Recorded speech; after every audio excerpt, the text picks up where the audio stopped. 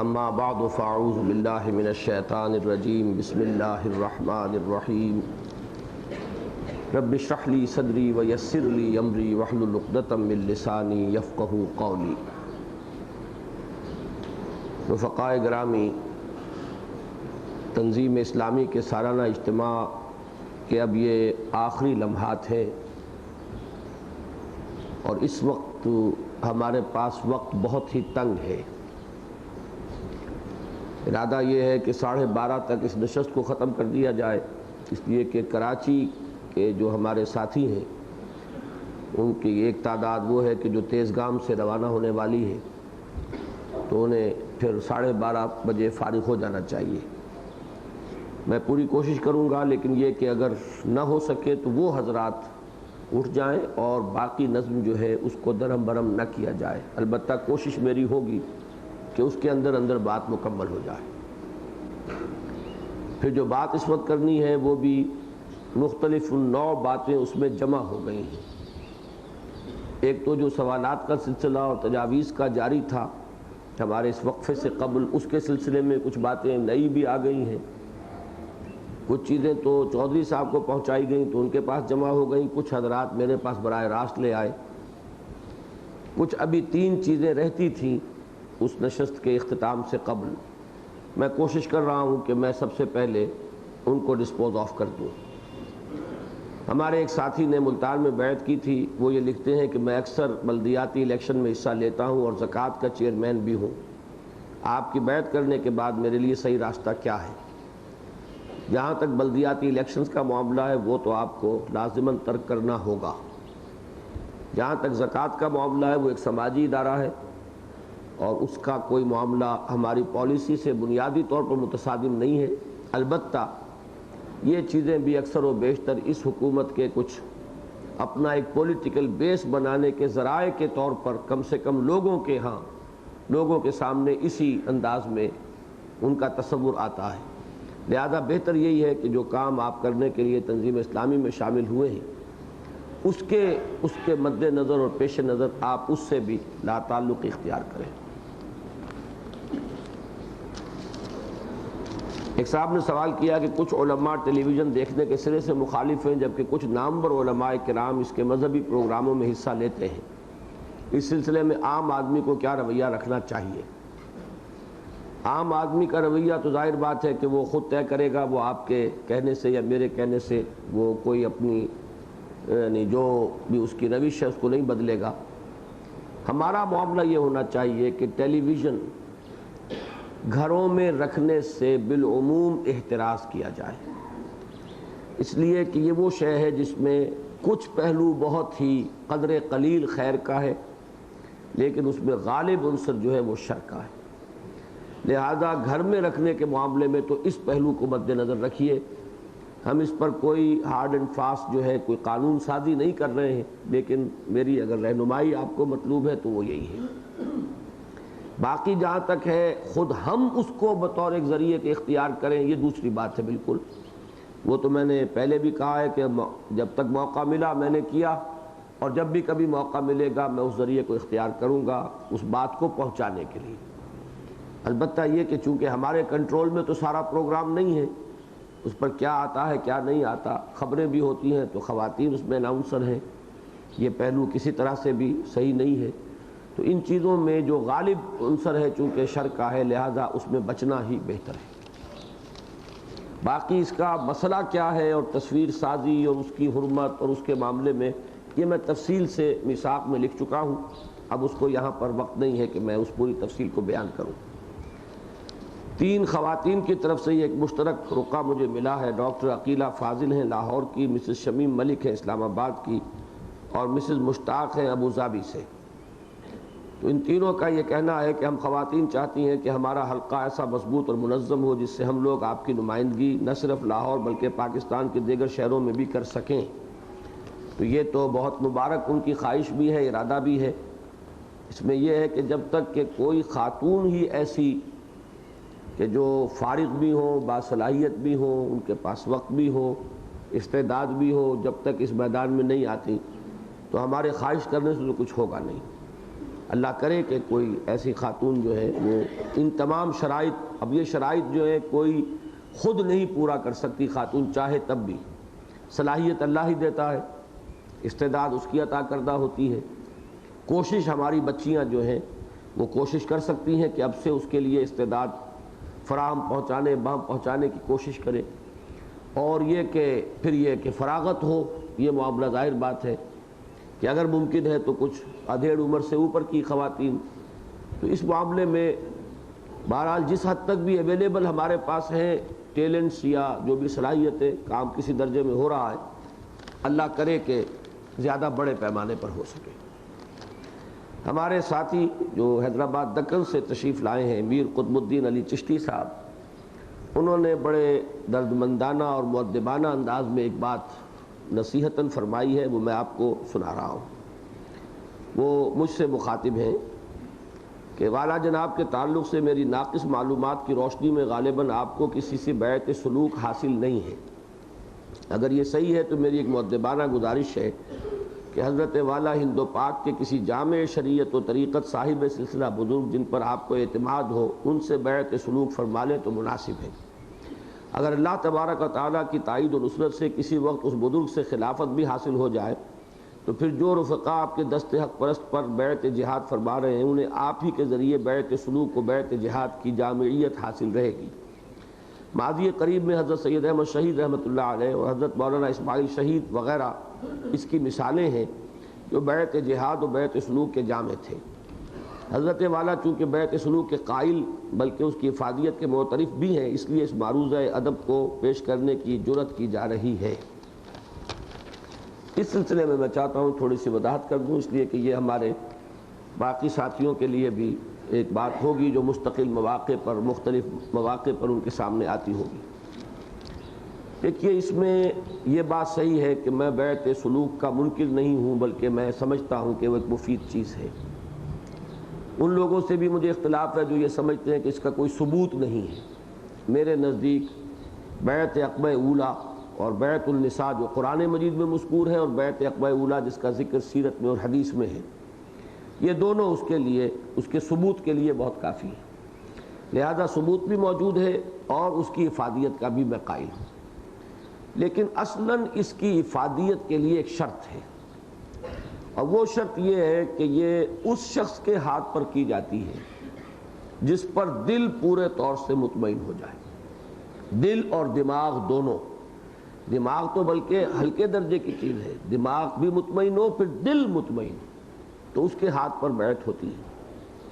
اب اس معاملے میں اب یہ بھی ایک واقعے کے درجے میں عرض کر رہا ہوں کہ میں متعدد حضرات کی خدمت میں حاضر ہوا، لیکن یہ کہ یہ کیفیت مجھے حاصل نہیں ہو سکی، اور صرف مصلحتاً، صرف لوگوں کے سامنے خانہ پوری کرنے کے لیے، اپنے اس کام کے لیے اس کو میں نے جائز نہیں سمجھا کہ میں وہ روش، صرف اس میں نیت وہ ہو کہ صرف لوگوں کی زبانیں بند کرنی ہے اور اس کے لیے میں یہ راستہ اختیار کر لوں، تو میں یہ سمجھتا ہوں کہ اس کی شرط اولی یہاں جو ہے وہ گویا کہ پہلا قدم ہی غلط ہو جاتا ہے۔ بلکہ اس میں ایک بات اور بھی عرض کروں کہ بلکہ دو باتیں، ایک تو ہمارے حاجی عبدالواحد صاحب، ہمارے بزرگ، جن کے بارے میں چونکہ حال ہی میں میثاق میں 6-7 صفحے لکھ چکا ہوں تو آپ میں سے اکثر حضرات اب ان سے واقف ہوں گے، انہیں مولانا عبدالقادر رائے پوری رحمۃ اللہ علیہ سے اجازت حاصل تھی، اور ایک خیال یہ ہے کہ مولانا احمد علی لاہوری سے بھی اجازت حاصل تھی۔ انہوں نے بھی ایک مرتبہ اس طرح کا اشارہ کیا تھا کہ میں اگر ان سے بیعت کر لوں تو وہ مجھے ان قریب یا جلدی وہ خلافت عطا فرما دیں گے۔ اس کی مثالیں موجود ہیں، ہوا ہے ایسا کہ کوئی صاحب کسی کے ہاں گئے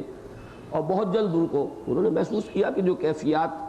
پیدا کرنا مطلوب ہیں وہ موجود ہیں، لہذا اب وہ لمبی چوڑی ایکسرسائز، وہ تو وسائل اور ذرائع ہیں، مقاصد تو ہے نہیں، تو ان سب کے اندر سے گزارنے کی ضرورت نہیں ہے، بلکہ ان کو اگر ان کا یہ واقعتاً احساس ہے کہ یہ اس قابل ہے کہ یہ دوسروں کی اب رہنمائی جو ہے اس کی ذمہ داری لے سکے تو انہیں وہ اجازت دے دیتے تھے اور وہ خلیفہ مجاز بن جاتے تھے۔ لیکن میں نے اس کو اس طریقے سے روا روی میں اور محض یہ ایک خانہ پوری کرنے کے لیے میں پھر عرض کر رہا ہوں کہ میں نے اسے صحیح نہیں سمجھا۔ میں نے ایک اور سوال بھی اپنے آپ سے کیا کہ اگر میں کسی شخص کے ساتھ، کسی بزرگ شخصیت کے ساتھ یہ تعلق قائم کرتا ہوں اور فرض کیجئے کہ وہ مجھے کہتا ہے کہ اب تم یہ کام بند کر دو، ابھی تمہیں 10 سال 20 سال ذرا اپنا تزکیہ کرانا ہوگا، تو کیا میں اس کام کے لیے تیار ہوں گا؟ یہ پہلا میرے لیے مسئلہ پیدا ہو جائے گا۔ تو میں نے چونکہ میں اس کے لیے تیار نہیں ہوں، یہ کام جو ہے اس کی فرضیت کو، جو میرا تصور دین ہے جس کو میں نے سمجھا ہے، میں اس درجے کا سمجھتا ہوں کہ اس کام کو میں کرنے کا فیصلہ کیے ہوئے ہوں، لہذا اس معاملے میں کوئی خام خواہ کا ایک تصنع یا تکلف یہ میں نے بالکل پسند نہیں کیا، اور میں نے پوزیشن یہی اختیار کی ہے کہ، اور اس کی ایک ہمارے ہاں نظیر موجود ہے کہ شیخ علی حجویری رحمۃ اللہ علیہ نے یہ لکھا ہے، ہم تو اسے ویسے مانتے، وہ نہ لکھتے تب بھی مانتے کہ اصل مرشد تو قرآن ہے۔ انہوں نے لکھا بھی ہے ایک، یعنی خود ان کے ہاں کی ایک اتنی بڑی شخصیت معتمد علیہ، جن کو کہ اس میدان میں ایک بہت اہمیت اور مرتبہ و مقام حاصل ہے۔ بیعت سلوک وہ تو قرآن مجید کے ساتھ ہے، اور میں اس معاملے میں کوئی صرف خانہ پوری کرنے کے لیے کوئی معاملہ نہیں کروں گا۔ باقی یہ کہ یہ ہر شخص کا اپنا فیصلہ ہے، اس میں نے کسی کو روکا نہیں ہے، وہ جس سے بھی چاہے تعلق قائم کریں اور اس میں جو بھی استفادہ کر سکتے ہیں وہ کریں۔ جیسے کہ فقہی مسلک کا معاملہ ہے، ویسے ہی یہ جو بیعت سلوک کا معاملہ ہے اس میں انہیں آزادی حاصل ہے۔ بھائی جمیل صاحب نے یہ 2 تجویزیں جو کہ صرف توجہ دلانے کے درجے میں، باقی ہم اس کے بارے میں شورا میں غور کر لیں گے، لیکن وہ چیزیں ایسی ہیں کہ جو آپ حضرات کے سامنے بھی آ جانی چاہیے۔ ایک تجویز ان کی یہ ہے کہ مرکز میں بالخصوص اور مقامی تنظیموں کے دفاتر میں بالعموم ایک شعبہ قائم کیا جائے جو ایک رجسٹر رکھے، جس میں ان رفقا کے کوائف درج ہوں جو خود اپنے لیے یا اپنے بچیوں اور بچوں کے لیے یا اپنے قریب ترین اعزاء کے لیے نیک و صالح رشتہ ازدواج کے متلاشی ہوں۔ یہ شعبہ 3 رفقا پر مشتمل سب کمیٹی کی نگرانی میں اس کام کو انجام دے اور ضرورت مند موضوع رابطہ قائم کرانے کی راہ پیدا کرے۔ میں سمجھتا ہوں کہ یہ عملی ایک تجویز ہے، ہونا چاہیے، اگرچہ اس میں بڑی دقتیں آتی ہیں پیش، اس لیے کہ ہمارے ساتھ ایک یہ دوہری مشکل یہ ہے کہ جو نوجوان ساتھ آتے ہیں ان کی تو اپنی ایک یعنی ترجیحات فکس ہو جاتی ہیں کہ کس چیز کو وہ مقدم سمجھتے ہیں، کس کو مؤخر، لیکن یہ کہ اب ضروری نہیں کہ ان کے والدین بھی ہم خیال ہوں۔ اب رشتہ جب ہوتا ہے تو وہ صرف ایک فرد سے تو نہیں ہوتا، وہ تو پورے خاندان کے ساتھ ایک تعلق قائم ہوتا ہے، اور ان کی پسند و ناپسند کے علی الرغم جو ہے، اگر ہم صرف نوجوانوں کی سطح پر فیصلہ کر لیں اور اسے نافذ کر دیں تو وہ بعد میں بڑی پیچیدگیوں کا ایک سبب بن سکتا ہے۔ اس کے برعکس بھی ہوتا ہے کہ جو ہمارے ہاں ادھیڑ عمر کے لوگ، بڑی عمر کے لوگ شامل ہیں، ضروری نہیں کہ ان کے بچوں کا وہ رجحان ہو، وہ چاہتے ہیں، ان کی خواہش تو ہے کہ اس طرح کی یعنی رشتہ داری ہو جائے، لیکن یہ کہ ان بچوں کے اپنے کیا ٹرینڈز ہیں، ان کے کیا معیارات ہیں، نباہ تو انہیں کرنا ہے۔ تو اس اعتبار سے بہت کم مثالیں ایسی ہوتی ہیں کہ جن میں یہ دونوں چیزیں جو ہے وہ موجود ہوں، اس لیے بہت احتیاط کی ضرورت اس میں ہے۔ البتہ یہ کہ موجود رہے وہ کوائف اور ان کے بارے میں معلومات ضروری، تو پھر یہ ہے کہ وہ کسی بھی موقع پر کسی شخص کے لیے، اور اس میں حتی الامکان یہ ہونا چاہیے کہ وہ پھر خود سلسلہ جنبانی کریں اور آپس میں معاملات کو طے کریں، تاکہ اگر ان کے صرف یہ کہ تعارف کرانے کا ذریعہ اور ان کے مابین کسی درجے میں مفاہمت اور افہام و تفہیم میں کوئی مدد یہ تو تنظیم دے سکتی ہے، باقی سارے فیصلے جو ہیں وہ ان کے اپنے اطمینان اور اعتماد پر ان کے طے پانے چاہیے۔ تو اس کا انشاءاللہ ہم یہاں سلسلہ شروع کر لیں گے۔ تنظیم اسلامی مرکزی کے زیر نگرانی اور اہتمام ایک 15 روزہ جریدے کا اجراء عمل میں لایا جائے۔ میثاق میں چونکہ تنظیمی خبریں اور اطلاعات کے لیے صفحات کی گنجائش بڑی مشکل سے نکالی جاتی ہے، نیز اس ماہنامے کا رفقائے تنظیم کے علاوہ وسیع تر حلقہ غیر رفقا کا ہے، جس کے لیے خالص تنظیمی اعلانات و خبروں میں کوئی خاص دلچسپی نہیں رہتی، لہذا ایک ایسے 15 روزہ کی شدید ضرورت ہے جو خالص تنظیمی اعلانات، اخبار، ہدایات پر مشتمل ہو۔ اس کا حلقہ اشاعت رفقا تک محدود رکھا جا سکتا ہے اور ہر رفیق کو ترغیب دی جائے کہ اس کا خریدار ضرور بنے۔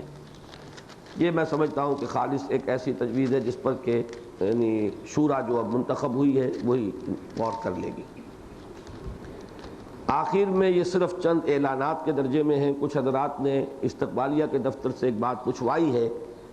کہ ماہ سیام میں کوئی پروگرام کراچی کا وہ جو دورہ ترجمہ کا ہمارے پیش نظر ہے وہ ابھی بنا ہے یا نہیں، تو صرف اطلاع یہ ہے کہ تاحال کوئی مناسب جگہ اس کے لیے نہیں ملی ہے۔ ابھی یہ ہے کہ بہرحال وہ غور و فکر جو ہے وہ جاری ہے، فیصلہ کوئی ہوگا تو اطلاع ہو جائے گی۔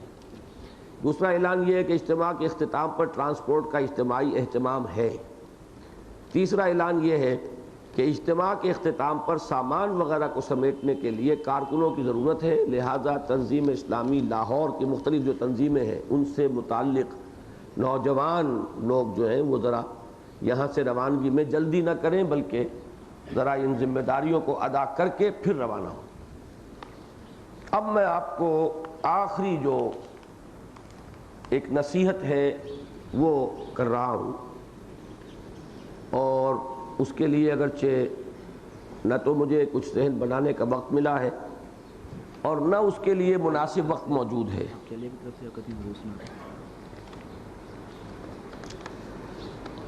یہ ابھی ایک رقعہ آیا ہے تو یہ میری اہلیہ کی جانب سے ہے، چونکہ وہی اس وقت تنظیم اسلامی کے حلقہ خواتین کی ناظمہ ہیں۔ اب یہ ان کی طرف سے آیا ہے اس حکم کے ساتھ کہ اس کو ضرور پڑھ کے سنا دیا جائے، تو وہ میں پورا کر رہا ہوں۔ سورہ تحریم کی اس آیت کی روشنی میں کہ قوا انفسکم واہلیکم نارا، بلکہ یہ اس کا عنوان ہے کہ مردوں کے لیے پیغام ہے۔ سورہ تحریم کی اس آیت مبارکہ کی روشنی میں کہ قوا انفسکم واہلیکم نارا، تنظیم کے مرد حضرات کا اولین فرض یہ ہے کہ وہ اپنے گھروں کے ماحول کو اسلامی سانچے میں ڈھالیں، اپنی خواتین کو پردے کی پابندی کرائیں، جس طرح گھر کے باہر کے پردے کی پابندی کروائیں اسی طرح گھر کے اندر کے پردے کا بھی پورا لحاظ کریں، یعنی ستر و حجاب کا معاملہ۔ جو پردہ ایک ہے ہمارا کہ جو محرموں کے ساتھ ہے، اور ایک ہے کہ جو نامحرموں کے ساتھ ہے، اس کو ہم یہ بھی کہہ سکتے ہیں وہ گھر سے باہر کا ہے، یہ گھر کے اندر کا ہے، کیونکہ یہ دیکھا گیا ہے کہ کچھ خواتین برقع تو اوڑھ لیتی ہیں لیکن لباس چست یا باریک ہوتا ہے، اور قمیض کا گریبان بھی ایسا ہوتا ہے جو سطر کے تقاضوں کو پورا نہیں کرتا۔ بعض خواتین کو یہ شکوہ ہے کہ مردوں نے ہم کو تو پردہ کروا دیا لیکن خود اس کی پابندی نہیں کرتے، مثلاً گھر آئی ہوئی مہمان خواتین، کزنز اور بھابجوں وغیرہ سے پردہ نہیں کرتے، اور جس طرح خود رسومات وغیرہ سے پرہیز کرتے ہیں گھر والوں کو نہیں کرواتے۔ اس کے علاوہ بڑے افسوس کی بات یہ ہے کہ مرد اپنی خواتین کو ہفتے وار اجتماعات میں لانے لے جانے کا انتظام نہیں کرتے۔ خواتین کے اجتماعات میں حاضری بہت کم ہوتی ہے، کم از کم ماہانہ اجتماع میں تو چاہیے کہ تنظیم کے رفقا اپنی خواتین کو ساتھ لایا کریں۔ بہرحال یہ بات پہلے بھی ہو چکی تھی، اب ان کی طرف سے آئی ہے، میں نے آپ کو سنا دی۔ اب اس وقت جو مجھے بات آپ سے عرض کرنی ہے وہ یہ ہے کہ جس نہج پر ہم جا رہے ہیں اس کے اعتبار سے بہت زیادہ ضرورت اس بات کی ہے کہ اپنے اساسی فکر سے پوری طریقے پر منسلک رہیں، اس سے ہمارا رشتہ کمزور نہ پڑنے پائے۔ اس کے ضمن میں اب میں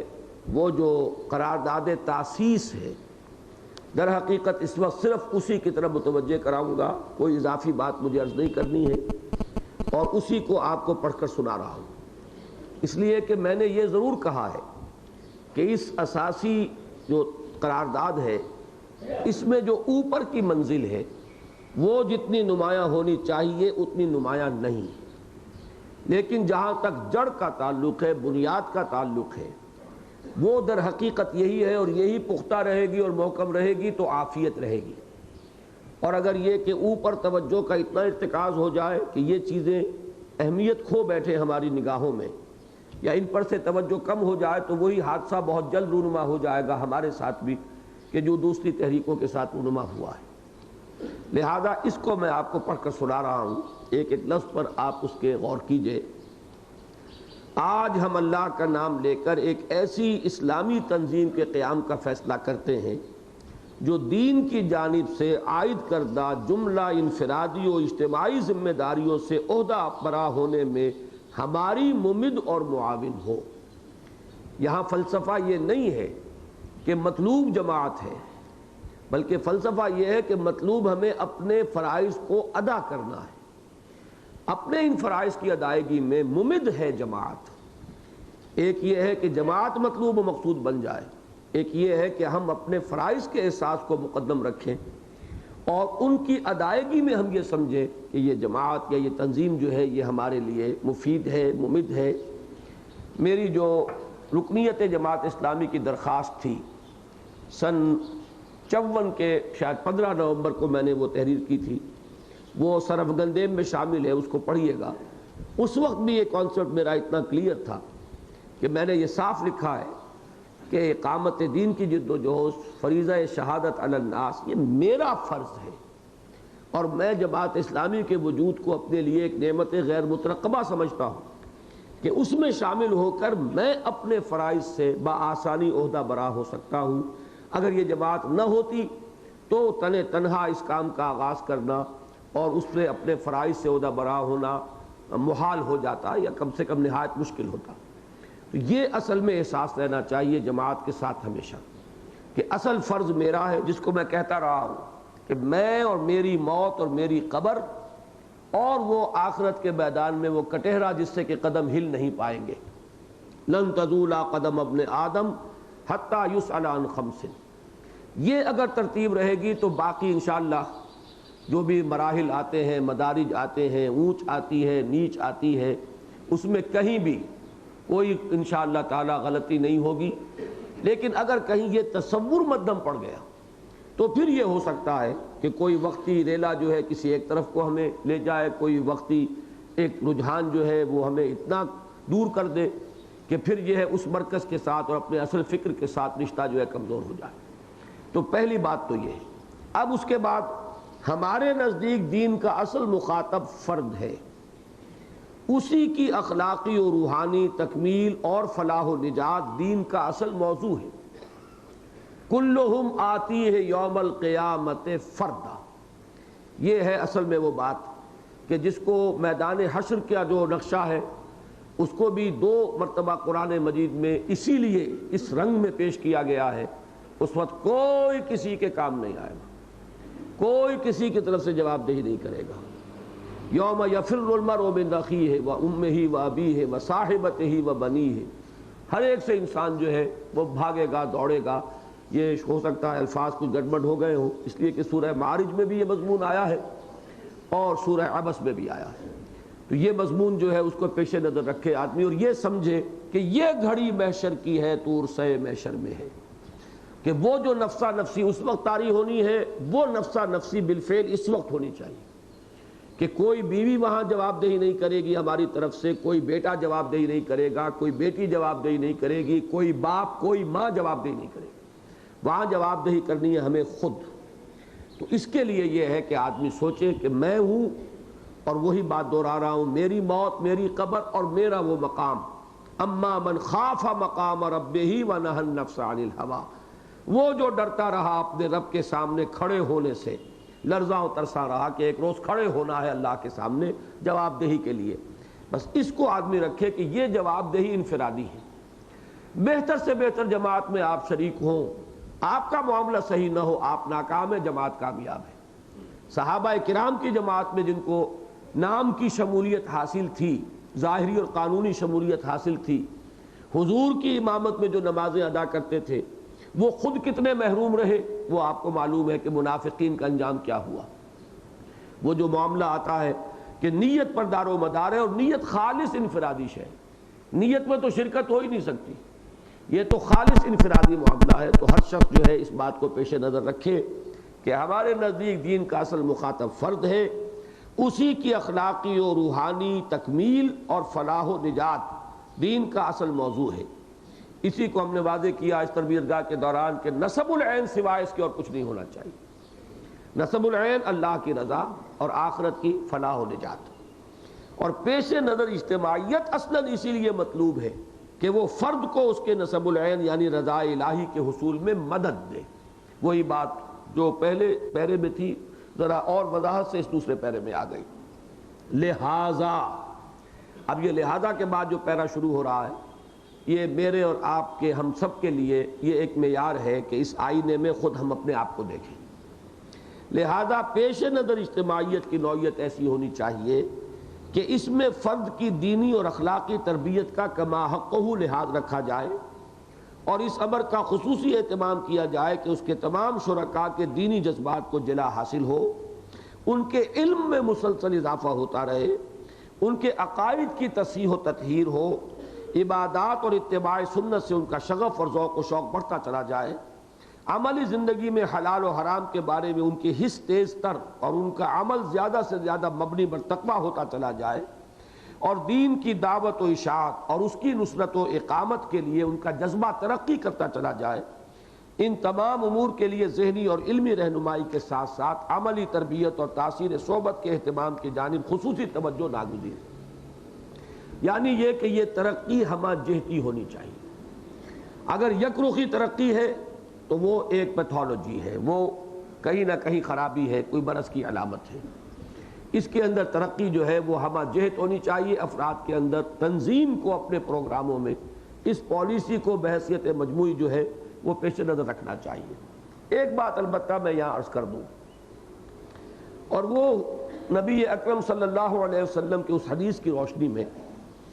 کہ حضرت ابو بکر رضی اللہ تعالیٰ عنہ کے بارے میں حضور نے فرمایا کہ ظاہر بات ہے مخاطب حضور کے صحابہ ہی ہیں، کہ تمہارے اندر جو فضیلت ابو بکر کو حاصل ہے وہ زیادہ نمازوں سے نہیں ہے، بلکہ اس چیز سے ہے جو اس کے دل میں ہے۔ اصل شے ایمان، اور ایمان کی گہرائی، ایمان کی گہرائی، ایمان کی وسعت، اس کی جو جتنی بھی ہمارے ہاں اس پہ اضافہ ہوگا وہی در حقیقت ہمارے لیے اصل شے۔ البتہ یہ کہ ہمارے ہاں جو پیمانے بن گئے ہیں اس میں تھوڑے سے اصلاح کی ضرورت ہے۔ چونکہ ظاہر کا معاملہ یہ ہے کہ کوئی شخص عبادات میں کتنا شغف ہے، کوئی شخص اوراد و وظائف کا کتنا پابند ہے، چھوٹی چھوٹی سنتوں میں بھی کتنا اہتمام کر رہا ہے، یہ چیزیں نظر آتی ہیں کہ ایک انسان چلتے ہوئے بھی آغاز کر رہا ہے، پاؤں میں جوتا پہن رہا ہے تو کون سے پاؤں سے اس نے شروع کیا، اس نے مسجد سے قدم نکالا تو کون سا پاؤں نکالا، وہ اگر بیت الخلاء میں داخل ہو رہا ہے یا نکل رہا ہے تو اس وقت اس کی کیفیت کیا ہے۔ یقیناً یہ چیزیں بھی جہاں تک ویلیو کا تعلق ہے کہ یہ قابل قدر ہے، وہ ویلیو برقرار رہے گی، اسے میں کسی درجے میں بھی کم نہیں کرنا چاہتا۔ لیکن یہ وہ چیزیں ہیں کہ جو ہمارے دیکھنے میں آتی ہیں، ہوتے ہوتے یہ ہوتا ہے کہ انہی سے ساری ناپ تول ہمارے ذہن میں ہونی شروع ہو جاتی ہے، اور اسی سے وہ پھر شفٹ آف ایمفیسس ہوتا ہے، اور اسی سے پھر ایک مغالطہ اپنے بارے میں بھی پیدا ہونا شروع ہو جاتا ہے کہ جب یہ چیزیں آپ نے کر لی اور اس میں دقت کیا ہے، ذرا سا کچھ دنوں کے لیے آپ مشق کریں گے پھر خود بخود دایاں پاؤں جائے گا ہی نہیں بایاں پاؤں، اس میں پھر کوئی آپ کی جو ہے ایڈیشنل کوئی محنت یا کوئی آپ کی جو اس میں کوئی مشقت جو ہے وہ مطلوب نہیں ہوتی۔ لیکن ان چیزوں کو جب اصل میں یار آدمی سمجھ لیتا ہے تو پھر خود ایک سیلف ڈسیپشن پیدا ہونا شروع ہوتا ہے کہ میرا تو خاصا اونچا مقام ہو گیا، میں تو بہت متبع سنت ہو گیا، اور یہاں سے در حقیقت ساری خرابی پیدا ہوتی۔ اس میں یہ سمجھ لیجئے کہ پیمانے حقیقت میں وہ ہے کہ جو سورہ تغابن میں ہمارے درس میں آتے ہیں۔ ہر شخص اپنے اندر جھانکے توکل کتنا ہے، اسباب پر کتنا اعتماد ہے، اور مسبب الاسباب پر کتنا اعتماد ہے، یہ ہر شخص جانچ سکتا ہے، ہر شخص پرکھ سکتا ہے، اپنے آپ کو تول سکتا ہے۔ توکل کتنا ہے، تسلیم و رضا کی کیفیت کیا ہے، کتنا کچھ آدمی ہلتا ہے، حالات جو خارجی ہیں ان کے تغیر و تبدل سے خود اس کے اندر جو ہے کتنی موومنٹ ہوتی ہے دائیں بائیں، یہ کیفیت جتنی زیادہ ہو رہی ہے اتنی ہی ایمان کی ابھی خامی ہے، اور جتنی یہ چٹان کے مانند ڈٹی ہوئی ہے اپنی باطنی کیفیت اتنا ہی ایمان راسخ ہے۔ یہ ایک دوسرا معیار ہے کہ ما اصاب من مصیبت الا باذن اللہ ومن یؤمن باللہ یہد قلبہ واللہ بکل شیء علیم۔ پہلی چیز یہ ہے کہ بدلتے ہوئے حالات، ایک فراخی ہے یا تنگی ہے یا کوئی اور حالات ہے، صحت ہے یا بیماری ہے، کتنا متاثر ہو رہا ہے انسان اس سے کم تاثر، یعنی کسی درجے میں کوئی تھوڑا تاثر، ظاہری تاثر، وقتی تاثر، یہ اور چیز ہے۔ ایک یہ کہ اس کا کوئی ٹھہراؤ ہوتا ہے، جیسے آپ کو معلوم ہے کہ وسوسہ ہے، آیا گزر گیا، کوئی اس کے اوپر آپ کے کوئی گرفت نہیں ہے۔ کسی وسوسے کو اب آپ نے اپنی توجہ کا مرکز بنا لیا، اب آپ اس کو اپنے دماغ میں ٹھہرا رہے ہیں، اس کے بارے میں سوچ رہے ہیں، جو ایلیمنٹ والنٹری اس میں آ جائے گا اس پر آپ مسئول ہیں، اس پر ذمہ دار ہو جائیں گے۔ لیکن ایک بجلی کے مانند ایک خیال آیا اور آپ نے اس سے لا حول ولا قوت جو کہا اور اس سے اپنا دامن چھڑایا، اس پر آپ پر کوئی گرفت نہیں ہوگی۔ اسی طریقے سے ایک فوری تاثر جو ہے، جو فزیکل ایک ایلیمنٹ ہے جو ہمارے کنٹرول سے باہر ہے، کہ اگر چیونٹی نے کاٹا ہے تو ایک دم ہاتھ جو ہے یہ انوالنٹری ایکشن ہے، ہمارا ریفلیکس ایکشن ہے، اس میں اختیار نہیں ہوتا، اس درجے تک تو تاثر جو ہے وہ گوارا کیا جا سکتا ہے۔ لیکن اگر اس کو ٹھہراؤ ہو گیا ہے، یہ ٹھہراؤ در حقیقت علامت ہے کہ ایمان کی گرفت نہیں ہے اعصاب پر۔ اسی طریقے سے معاملہ توکل کا ہے، ہر آدمی اس کے بارے میں غور کرے اور سوچے۔ اسی طریقے کا معاملہ اب اطاعت ہے، بحیثیت مجموعی اطاعت۔ اس اطاعت کے اندر یقیناً وہ پھر عبادات کا معاملہ بھی، وہ ساری چیزیں آئیں گی، تو وہ تین چیزیں۔ اور چوتھا معیار، اپنے اہل و عیال کے بارے میں معیارات کیا ہیں؟ خاص طور پر اولاد، انما اموالکم و اولادکم فتنہ، اس لیے کہ انسان کا جو اصل ویلیو سٹرکچر ہوتا ہے وہ ظاہر ہوتا ہے اپنے اولاد میں، انہیں کیا بنانے کی فکر کر رہا ہے، ان کے بارے میں کیا فکر دامنگیر ہے، ان کی دنیا کے بارے میں سوچ کتنی ہے، دین کے بارے میں سوچ کتنی ہے۔ یہ معیار ہے در حقیقت کے جو ریفلیکٹ کرے گا انسان کے اپنے سٹرکچر کو، ویلیو سٹرکچر جو ہے کہ اس کی قدر و قیمت کس چیز کے اس کے اپنے اندر ہے۔ ہو سکتا ہے اپنی زندگی میں مواقع نہ آئے ہوں، حسرتیں دبی رہ گئی ہوں، ہو سکتا ہے اب کھا کما لیا لہذا اب کسی مسجد کا در پکڑ کر بیٹھ رہے ہوں، ہو سکتا ہے کہ یہ سارا جو کچھ بھی ایک تقویٰ اور تدین ہے یہ وہ کیفیت ہو کہ رکا ہاتھ جب پارسا ہو گئے ہم، نہیں پارسائی ہے نارسائی، لیکن وہ اندر کی دبی ہوئی امنگیں، اندر کی جو وہ چھپی ہوئی حسرتیں ہیں وہ ظاہر کہاں ہوں گی؟ کیا وہ اپنی اولاد کو کیا بنانے کی فکر کر رہا ہے؟ یہ ہے چوتھا معیار ہمارا کہ جس سے در حقیقت وہ ایمان کا پیمانہ آپ کا آئے گا سامنے، اور آدمی خود بسا اوقات اپنے آپ کو اس کو ضرورت ہوتی ہے کہ ایسیس کرے کہ میں کہاں کھڑا ہوں۔ تو جب اپنی سیلف اسیسمنٹ کریں گے آپ، دوسروں کے معاملے میں تو زیادہ متفکر ہونے کی بات نہیں، اپنے بارے میں زیادہ فکر کیجئے، لہذا اپنی اسیسمنٹ میں ان چیزوں کو مقدم رکھیے کہ یہ ترتیب ہے ہمارے دین میں۔ اسی لیے اس سورہ تغابن کا جو درس ہے اس میں عنوان ہی یہ ہے، ایمان اور اس کے مضمرات، اس کے مقدرات۔ ایمان ایک ایسا درخت ہے جس میں پھل لگتے ہیں، تو پھل یہ ہیں جو لگتے ہیں، اگر یہ نہیں لگ رہے تو اس کا مطلب ہے کہ کہیں یہ درخت جو ہے کھوکھلا ہو چکا ہے، جڑیں اس کی کہیں نیچی نہیں اتری ہیں،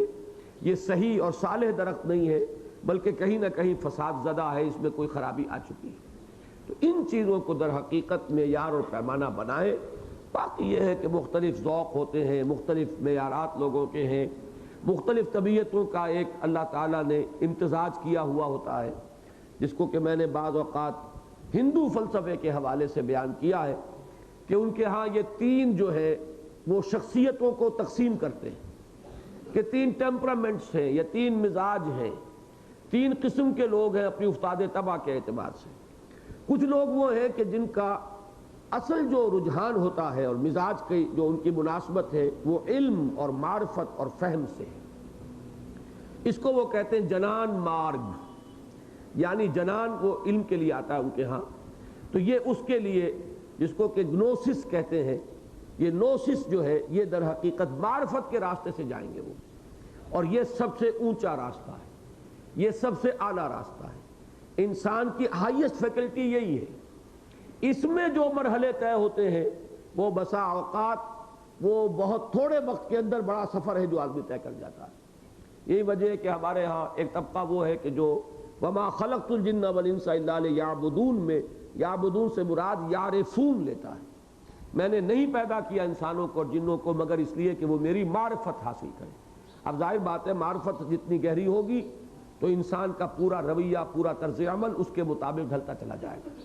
تو ایک تو وہ ہے جن لوگوں کو اصل مناسبت ہے فکر سے، سوچ سے، فہم سے، حکمت سے، دانائی سے، یہ جو ہے یہ ایک مزاج ہے۔ دوسرا مزاج کیا ہے جس کو وہ کہتے ہیں بھکتی مارگ، ڈیووشن۔ یہ ہے وہ لوگ جن کو زیادہ مناسبت عبادات سے ہوتی ہے، ورشپ، کسی کے سامنے عاجزی کا اظہار کیے چلے جانا، کسی کے سامنے اپنے بچھنے کی کیفیت جو ہے اس کو زیادہ سے زیادہ اس کا مظاہرہ کرتے رہنا، یہ بھکتی ہے۔ بھکتی میں آتی ہے یہ عبادات اور تپسیائیں اور ریاضتیں، یہ دوسرا راستہ ہے، یہ بھی ایک خاص مزاج ہے، اس کی مناسبت ہے۔ اور تیسرا ہے کرم مارگ، یہ وہ لوگ ہیں کہ جو زیادہ بیسیکلی ایکشن، حرکت، عمل، یہ ان کا خاصہ ہے، ان کی طبیعت کا ذوق ہے، مزاج ہے۔ انہیں آپ سوچ پر مجبور کریں گے تو بھی خام خواہ ان کو آپ ایک غلط رخ پر ڈال رہے ہیں، جس کی مثال آتی ہے سید احمد شہید رحمۃ اللہ علیہ کے بارے میں کہ وہ ترجمہ قرآن تک تو چلے، اس سے آگے لاکھ سر پٹک لیا شاہ عبد العزیز رحمۃ اللہ علیہ نے، ان کا مزاج چلا ہی نہیں، بلکہ یہ ہے کہ یہاں تک کیفیت ہو گئی جب وہ خود اپنے آپ کو مجبور کر رہے تھے تو وہ کتاب دیکھتے تھے تو اس کے حروف جو ہیں ان کی نگاہوں سے ہٹ جاتے تھے، اب نظر ہی کچھ نہیں آ رہا۔ جب اس کیفیت کا ذکر کیا گیا شاہ صاحب سے تو انہوں نے ٹیسٹ لیا ایک کہ اچھا تم جس طرح نگاہ جماتے ہو کتاب پر، ایسے ہی ایک جالی، وائر گوس سمجھ لیجئے، باریک سی جالی،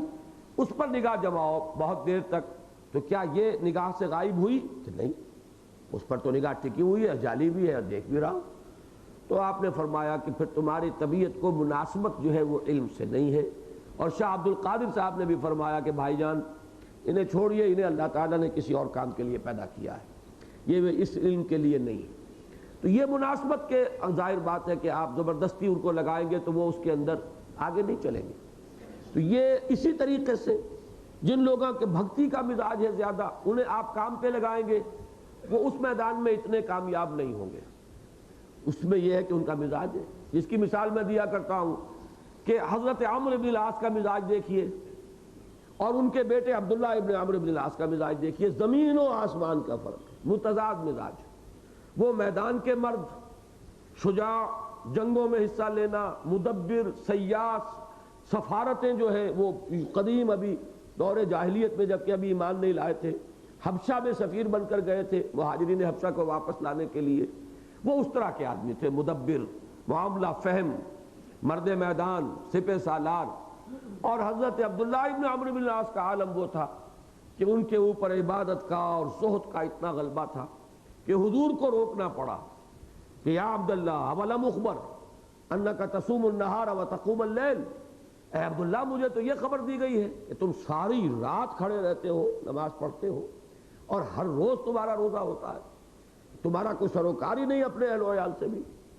تو اب انہوں نے عرض کیا کہ بلا یا رسول اللہ، حضور ایسا تو آپ نے فرمایا لا تفعل، ہرگز ایسا مت کرو، بلکہ یوں کرو، تمہارے اوپر تمہارے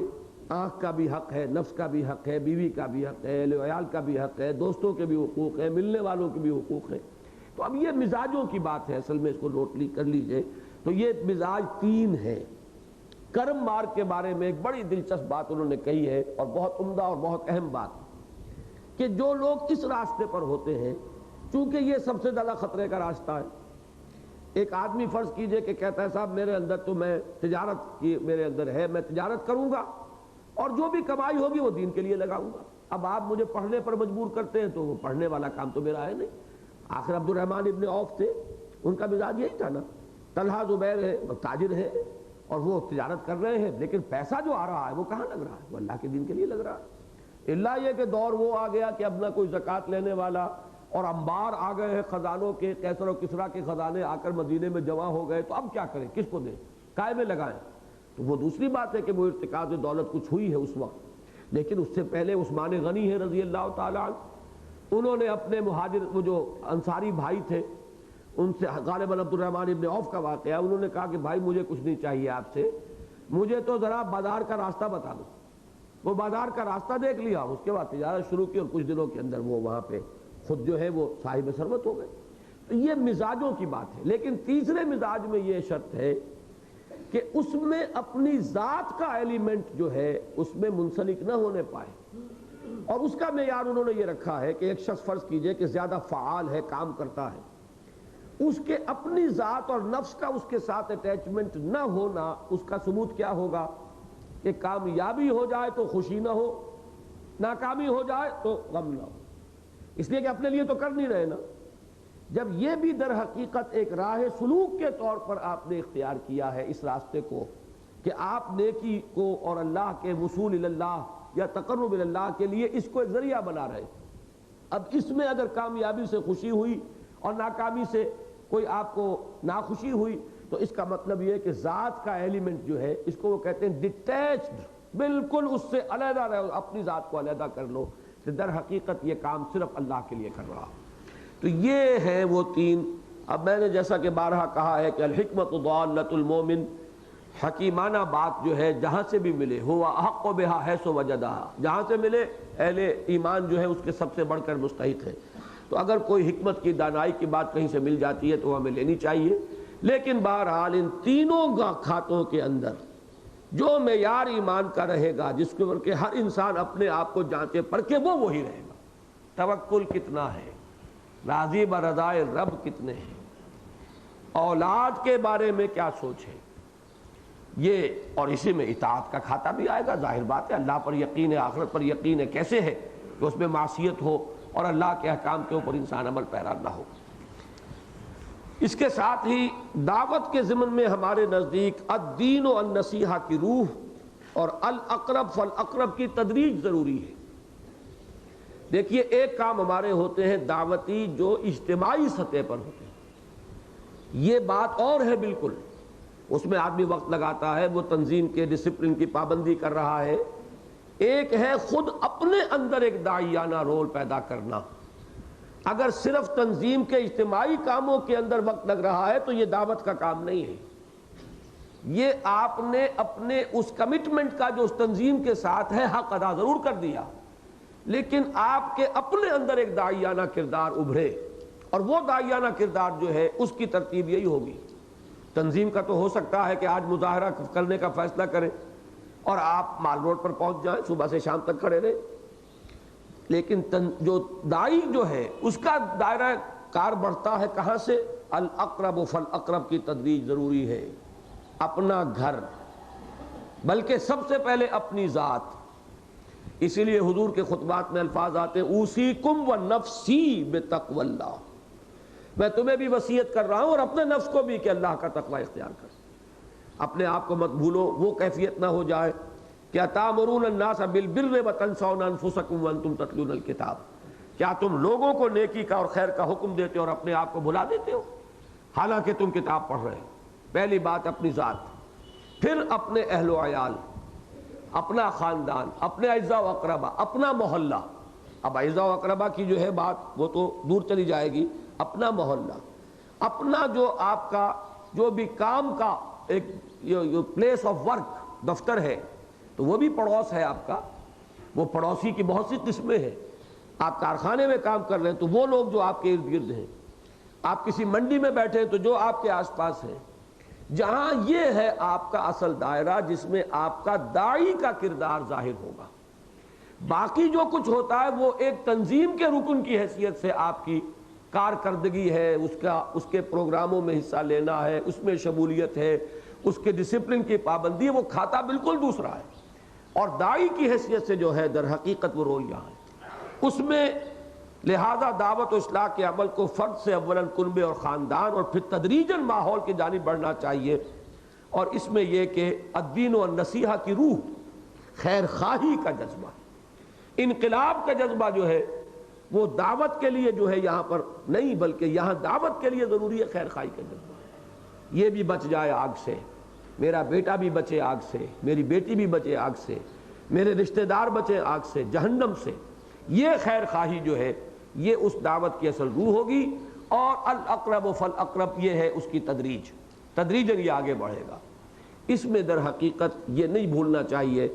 یہ ہوتا ہے تحریکوں میں، تنظیموں میں، کہ ہوتے ہوتے آدمی کارکن بن جاتا ہے، داعی نہیں رہتا، جبکہ ہمارا ٹارگٹ یہ رہنا چاہیے اور اس کو کبھی نگاہوں سے اوجھل نہیں ہونے دینا ہے کہ ہم میں سے ہر شخص کوشش کرے کہ وہ اپنے ماحول میں ایک داعی کا کردار اختیار کرے، اور یہ گویا کہ اس کا جو نارمل گروتھ ہے اس کا جو پیمانہ ہوگا وہ یہی ہوگا۔ اسی کے ضمن میں چونکہ درمیان میں بات آئی تھی، یہ خدمت خلق میں بھی یہی ذہن میں رکھیے، خدمت خلق کے بھوکے کو کھانا کھلانا، پیاسے کو پانی پلانا، کسی بیمار کے لیے علاج معالجے کی سہولتیں فراہم کرنا، یہ بھی جب اجتماعی اسکیموں کے تحت ہوتا ہے تو اس میں اگر آپ حصہ لے رہے ہیں، چندہ دے رہے ہیں، کام کر رہے ہیں، تو یہ بھی در حقیقت وہ کارکنیت ہے، یہ خدمت خلق نہیں ہے قطعاً۔ در خدمت خلق کا میدان کیا ہوگا کہ آپ خود ذاتی اعتبار سے کیا کر رہے ہیں، کسی کو بھوکا دیکھ کر آپ میں کتنی تڑپ پیدا ہوئی، یا اپنے آس پاس کے ماحول کی آپ نے خود کتنی خبر گیری کی، کسی مریض کے لیے آپ نے کتنی عیادت کی جا کر۔ یہ معاملہ بھی جب اجتماعی اسکیموں کے تحت آتا ہے تو وہ در حقیقت کارکنیت ہے، اور جب انسان فردن اور انفرادی اعتبار سے کرتا ہے تب وہ بہت اہم ہے۔ اور یہ دونوں چیزیں پھر اس کے ڈاڈے مل جاتے ہیں، چونکہ خیر خواہی ہوگی تو بھوکے کو کھانا بھی کھلائیں گے، خیر خواہی ہوگی تو پیاسے کے پانی کا اہتمام کریں گے، خیر خواہی ہوگی تو بیمار کے لیے شفا کا بندوبست کریں گے امکانی حد تک، اور خیر خواہی ہے تو آپ اس کو جہنم کی آگ سے بھی بچانے کی فکر کریں گے۔ تو یہ در حقیقت ایک ہی جڑ ہے جس سے یہ دونوں چیزیں جو ہیں، دونوں شگوفے پھوٹتے ہیں، وہ خیر خواہی۔ لیکن یہ کہ اگر وہ اصل خیر خواہی نہیں ہے بلکہ ایک انقلاب لانا ہے، ایک دعوت ہے، ایک تحریک ہے، اور اس کے اندر لگے ہوئے ہیں، تو وہ کارکن تو بن جائیں گے، باقی یہ دونوں چیزیں جو ہیں یہ دو شگوفے نہیں پھوٹیں گے۔ تو یہ بھی ہمارے سامنے ایک معیار کی حیثیت سے رہنا چاہیے کہ ایسا نہ ہو کہ ہمارے اوپر وہ کارکنیت جو ہے اس کا غلبہ ہوتا چلا جائے، اور جو اصل چیزیں ہیں وہ ہماری نگاہوں سے اور توجہ سے ہٹتی چلی جائیں۔ اس کے بعد جو ہے وہ عامت الناس کو دین کی دعوت و تبلیغ کی ذمہ داری، اور اس کے لیے ایک علمی انقلاب، اس کے لیے خاص طور پر میں توجہ آپ حضرات کو دلا چکا ہوں کہ ایک تو یہ کہ اس 2 سالہ کورس کے لیے زیادہ سے زیادہ حضرات نکلے، اپنا وقت نکالیں، اور یہ کہ اس کالج کا جو ہم نظام چلانا کا ارادہ کر چکے ہیں اس کے لیے بہتر سے بہتر ٹیلنٹس رکھنے والے نوجوانوں کو اپنے قریب ترین حلقے میں سے زیادہ وصول کرنے کی کوشش کریں، اور اس میں جو ہے پورا اہتمام اپنی طرف سے کریں، باقی تو معاملہ اللہ کے ہاتھ میں ہے۔ آخری بات جو میں اب آپ سے عرض کروں گا، اور وہ میں نے نوٹ کیا تھا اپنے پاس، ایک لفظ ملازمت، کیونکہ میاں نعیم صاحب نے جب میں آیا تھا اس وقت تو جو بات کہہ رہے تھے اس میں یہ تھا کہ آپ جن حضرات نے بھی فیصلہ کر لیا ہے تو وہ اپنے اہل و عیال کو، اپنے گھر والوں کو جلد از جلد حکیمانہ انداز میں اپنے اس فیصلے سے باخبر کر دیں۔ اس کا ایک فائدہ تو یہ ہوتا ہے کہ آپ نے ان کو بھی گویا کہ اب وٹنس بنا لیا، اور اب گویا کہ آپ کو یہ احساس بھی کچھ ممد رہے گا کہ اب یہ کیا سمجھیں گے کہ یہ ایسے بودا سا خیال تھا ان کا، اگر آپ نے ظاہر نہیں کیا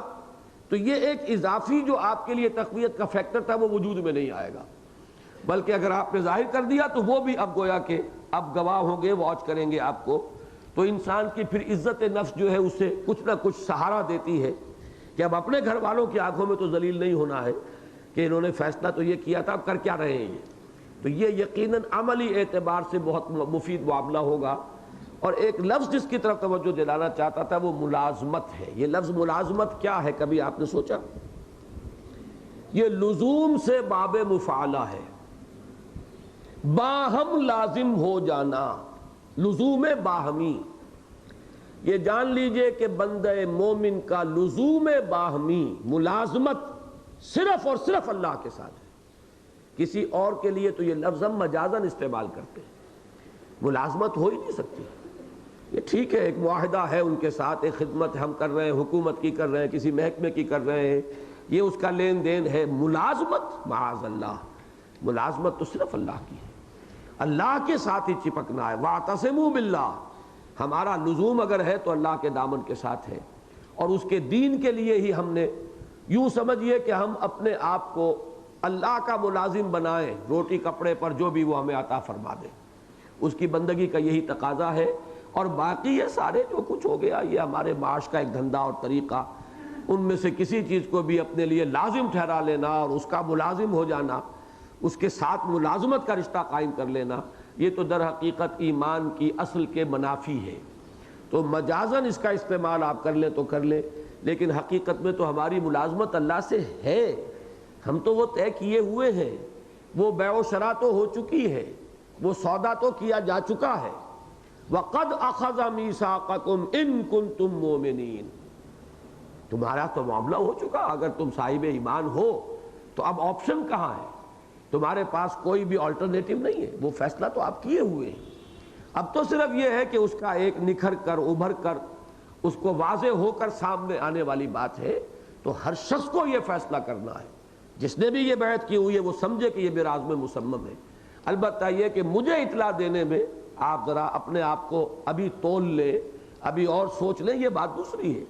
لیکن حقیقت کے اعتبار سے تو یہ بیعت ہی کے اندر مضمر ایک تقاضا ہے، اور بیعت مجھ سے کرنے سے پہلے جو کہ اب ہماری بیعت کے الفاظ ہیں وہ تو معاہدہ اللہ سے ہے، انی اعاہد اللہ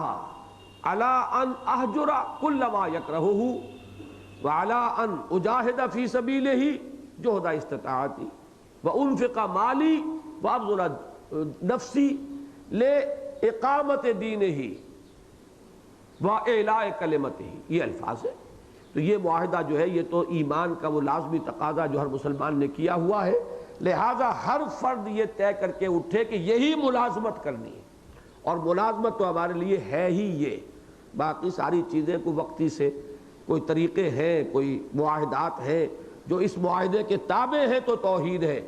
اور اس معاہدے سے کسی کو بھی بالا تر آپ نے کر لیا کسی دوسرے معاہدے کو تو یہی در حقیقت شرک ہے۔ آخری بات جو میں عرض کر رہا ہوں وہ یہ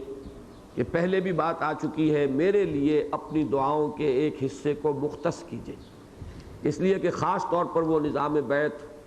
اور اس کی بنا پر جو ہم تنظیم کو اب قائم کر کے اور اس کو ان دی رائٹ ارنسٹ ایڈاپٹ کرنے کا فیصلہ کر کے گھروں کو جا رہے ہیں، تو اس میں اس شخص کا معاملہ بہت زیادہ اہمیت والا ہو جاتا ہے، اس کی لغزش پوری تحریک کے لیے لغزش ہو جائے گی،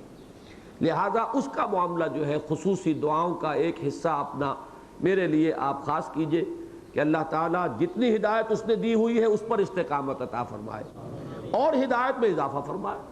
اللہم رب زدنا ایمانا وہدا وعلما نافعا وعملا صالحا ورزقا حلالا طیبا۔ دعا مانگ لیجئے، اب کوئی اعلانات ہیں آپ کے؟ اب وہ دعا کی بات کر لیجئے۔ الحمدللہ الذی ہدانا لہذا وما كنا لنہتدی لولا ان ہدانا اللہ ربنا لا تزغ قلوبنا بعد اذ ہدیتنا وہب لنا من لدنک رحمہ انک انت الوہاب۔ اللہم ربنا زدنا ایمانا وہدا وعلما نافعا وعملا صالحا ورزقا حلالا طیبا۔ اللہم نور قلوبنا بالایمان، اللہم نور قلوبنا بنور معرفتک، اللہم اشرح صدورنا للاسلام، اللہم ثبت قلوبنا علی طاعتک، اللہم ارزقنا حبک وحب حبیبک وحب من یحبک، اللہم ربنا اجعلنا عبادک اخوانا، اللہم انزع ما فی صدورنا من غل لأحد واجعلنا عبادک اخوانا، اللہم حبب بیننا، اللہم الف بین قلوبنا، اللہم اجعلنا عبادک اخوانا، اللہم اغفر لنا ولاخواننا الذین سبقونا بالایمان ولا تجعل فی قلوبنا غلا للذین آمنوا ربنا انک رؤوف رحیم۔ اللہم وفقنا لما تحب وترضى، اللہم وفقنا ان نجاہد فی سبیلک باموالنا وانفسنا، اللہم ارزقنا شہادتا فی سبیلک، وصلی اللہ تعالی علی خیر خلقہ محمد وآلہ واصحابہ اجمعین برحمتک یا ارحم الراحمین۔